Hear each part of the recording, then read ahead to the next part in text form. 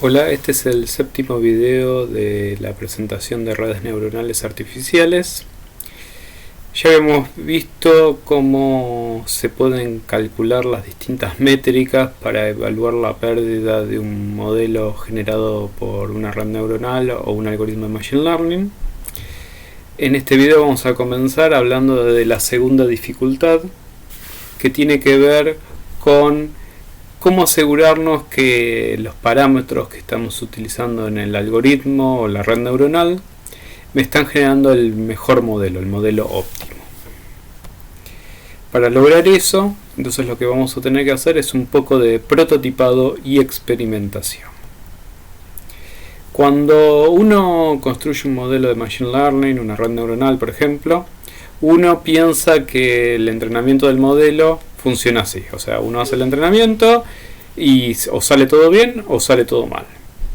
En realidad no es tan así. En la realidad lo que va a pasar es que seguramente vamos a encontrar problemas, vamos a darnos cuenta que la red neuronal al principio no tiene muy buena precisión o que no generaliza del todo bien. Entonces vamos a fallar hasta que logramos obtener el mejor modelo. Entonces esto significa que la construcción de todo modelo, lo que vamos a tener que hacer es seguir esta especie de circuito o proceso. Nosotros habíamos visto en videos anteriores que primero teníamos que definir el problema, identificar los datos y seleccionar la tecnología. Entonces todo eso van a ser pasos previos al entrenamiento del modelo. Una vez que hacemos el entrenamiento del modelo, que bueno, lo va a hacer el algoritmo en forma automática, lo que vamos a tener que hacer es experimentar con el modelo, o sea, darle otros ejemplos al modelo para tratar de analizar si los resultados que está generando son válidos. Entonces, con los resultados de la experimentación lo vamos a tener que analizar, y de este análisis van a surgir otros parámetros que tendríamos que ponerle al algoritmo para lograr mejores resultados. Estas tareas de experimentación y análisis se van a incluir dentro del proceso de validación del modelo. Entonces, así como nosotros entrenamos el modelo, también lo tenemos que validar. Que la validación, como bien dice acá, es un proceso que consiste en evaluar los resultados de diferentes parámetros en el entrenamiento para intentar optimizar el modelo obtenido. Esto significa que yo voy a tener un conjunto de datos que voy a tener que utilizar para entrenar a mi modelo y otro conjunto de datos para validarlo. Si yo utilizo los mismos datos para entrenar como para validar, seguramente voy a tener buenos resultados, pero esos resultados van a ser mentirosos porque no me van a representar cómo se está comportando mi modelo con ejemplos distintos de los que utilizó para aprender. Es como si un docente en examen les toma un ejercicio usando los mismos datos que se utilizó para explicar un tema. Obviamente que a todos les va a ir bien, o a la mayoría le va a ir bien, pero eso no permite saber si los alumnos de verdad comprendieron el tema. Lo mismo va a pasar con una red neuronal o cualquier algoritmo de Machine Learning. Si yo lo evalúo utilizando los mismos datos que usé para hacer el entrenamiento, los resultados van a ser buenos, pero no son representativos, no son válidos. A su vez, al incluir la validación al entrenamiento, van a aparecer unos hiperparámetros que se pueden considerar para configurar estas dos tareas o procesos. Por un lado tenemos el concepto de época, que indica la cantidad total de ciclos en que se entrena el modelo, usando el conjunto de datos delimitado por el tamaño del lote. Por cada época se calcula la pérdida del entrenamiento o validación.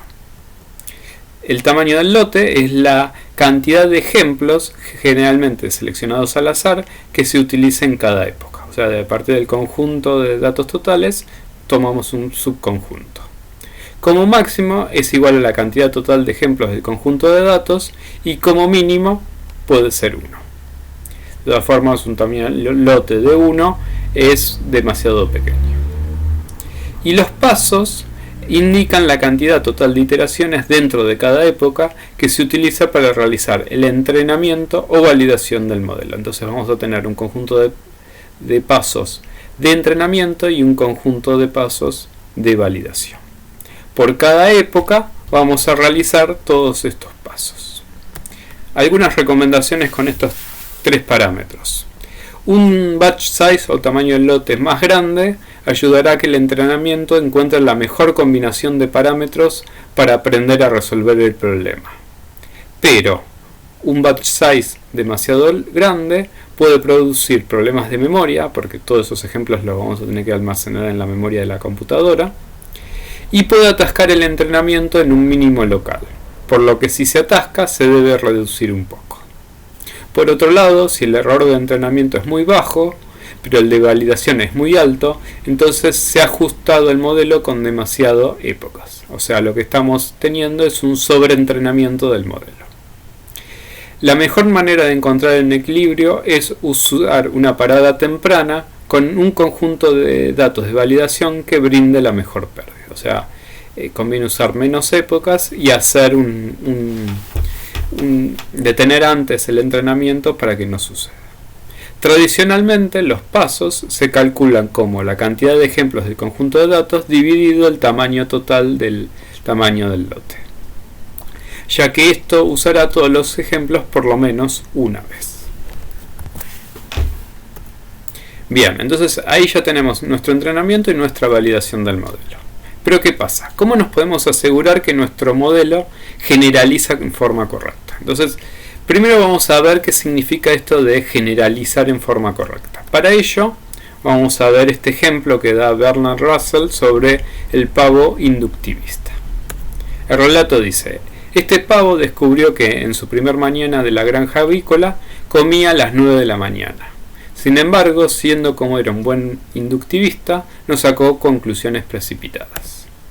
Esperó hasta que recogió una gran cantidad de observaciones del hecho de que comía a las 9 de la mañana e hizo estas observaciones en una gran variedad de circunstancias. En miércoles y en jueves, en días fríos y calurosos, en días lluviosos y en días soleados, cada día añadía un nuevo enunciado observacional a su lista. Por último, su conciencia inductivista se sintió satisfecha y efectuó una inferencia inductiva para concluir: siempre como a las 9 de la mañana. Pero se demostró de manera indudable que esta conclusión era falsa cuando, la víspera de Navidad, en vez de darle comida, le cortaron el cuello. ¿Esto qué quiere decir? Una inferencia inductiva, una generalización, con premisas verdaderas, ha llevado a una conclusión falsa. Bueno, este mismo ejemplo que acá lo estamos viendo con un pavo, también aplica a los algoritmos de Machine Learning y obviamente también a las redes neuronales.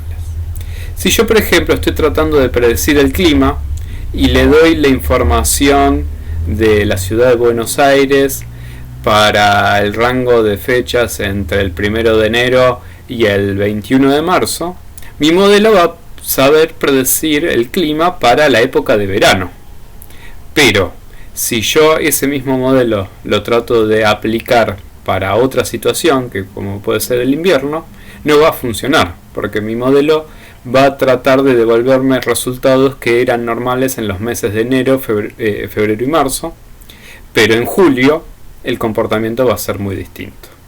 Lo mismo pasaría si yo quiero predecir el clima en la ciudad de Buenos Aires, pero la entreno con información que recolecto de Madrid, en España. Entonces, obviamente el clima de Madrid y el clima de Buenos Aires puede tener alguna semejanza, pero también va a tener muchas diferencias. Entonces, mi modelo va a tratar de generalizar a partir de lo que aprendió en Madrid, pero seguramente los resultados no son del todo correctos con el objetivo de predecir el clima en Buenos Aires. Entonces, acá lo que sucede es que un modelo entrenado puede ser que no se pueda aplicar en forma correcta si los datos no están bien seleccionados, tenemos una especie de sesgo, como habíamos visto antes, o tal vez los datos sean correctos, pero no alcance para hacer una correcta generalización. Entonces, para asegurarnos que nuestro modelo generaliza correctamente, lo que vamos a tener que hacer es probarlo. En la prueba lo que vamos a tratar de ver es si el modelo presenta un comportamiento así, un buen aprendizaje, donde aprendió a partir de los ejemplos y trata de emular correctamente el comportamiento del problema, y que no tenga un mal aprendizaje como aparece acá, donde el modelo aprende demasiado bien de los ejemplos, pero para otras situaciones no funciona del todo bien. Para asegurarnos de estos dos posibles problemas de generalización, lo que tendríamos que hacer es probar a nuestro modelo. El proceso se va a llamar prueba o probar, pero para ello tenemos que utilizar datos diferentes a los utilizados durante el entrenamiento y validación del modelo. Eso significa que al conjunto de datos disponibles los vamos a tener que dividir en tres conjuntos: en datos de entrenamiento, datos de validación y datos de prueba. Entonces, la cuarta dificultad que vamos a tener que considerar es cómo seleccionar los datos que vamos a usar para el entrenamiento, los datos de validación y los datos de prueba. Para realizar eso, lo que tendríamos que ver, además del método de usar, es cómo distribuir los porcentajes. Generalmente se suelen utilizar un 70-80% de los datos para el entrenamiento y validación y el resto para datos de prueba, pero depende de la cantidad de datos. Tal vez si yo tengo poca cantidad de datos, tal vez tengo que ir a una proporción 60-40. A su vez, me tengo que asegurar que si estoy usando un modelo supervisado, que cada clase, cada valor del atributo objetivo quede representado en cada conjunto de entrenamiento, validación y prueba.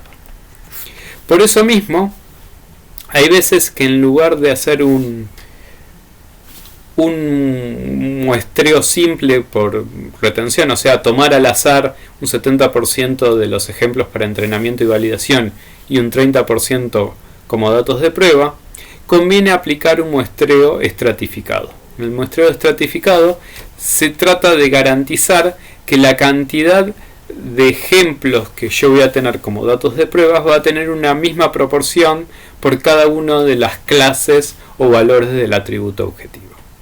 Entonces, a pesar que es más sencillo a veces hacer un muestreo simple, se recomienda hacer un muestreo estratificado.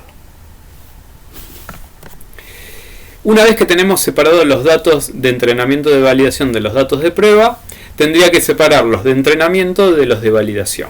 Para realizar eso, también puede usar un muestreo simple, un muestreo estratificado, que sería mejor. Fíjense que acá la proporción es distinta. Yo, por ejemplo, para separar los de prueba, tomé un 30% del total para datos de prueba, y sobre el otro 70% tomo, por ejemplo, un 80% para entrenar y un 20% para validar. Los datos de validación pueden ser un poco menos, no es tan grave. Si no, y sobre todo cuando no tengo gran cantidad de datos, lo que puedo usar es una validación cruzada. Lo que hace la validación cruzada es que en cada época, en cada iteración del proceso de entrenamiento y validación, se van tomando distintos ejemplos para validar el modelo y para entrenar el modelo. De esta manera se trata de que yo pueda analizar el error general que puede tener mi modelo tomando distintas combinaciones de datos. De todos estos modelos, el algoritmo me va a devolver el error promedio y me va a devolver el modelo que tiene el menor error, obviamente. Un caso extremo de validación cruzada es el método de dejar uno afuera. En dejar uno afuera, lo que se hace también es se toman distintos datos para entrenamiento y para validación, pero los datos de validación siempre es un ejemplo. Entonces yo voy a iterar una vez por la cantidad total de datos que yo tengo seleccionados para entrenamiento y validación. A pesar que hay veces que vale la pena usar esto, sobre todo cuando tengo muy poca cantidad de datos, en general se prefiere el método de validación cruzada. Por último tenemos el método de bootstrapping, que es parecido, pero funciona con algunas diferencias. Lo que hace Bootstrapping es toma al azar n ejemplos, n patrones para llevar a cabo el entrenamiento, y de esos n ejemplos los va tomando en distintos órdenes. O sea, va haciendo muestreos de esos n patrones seleccionados y con eso va haciendo el entrenamiento. De los patrones que no seleccionamos antes son los que va a usar para hacer la validación.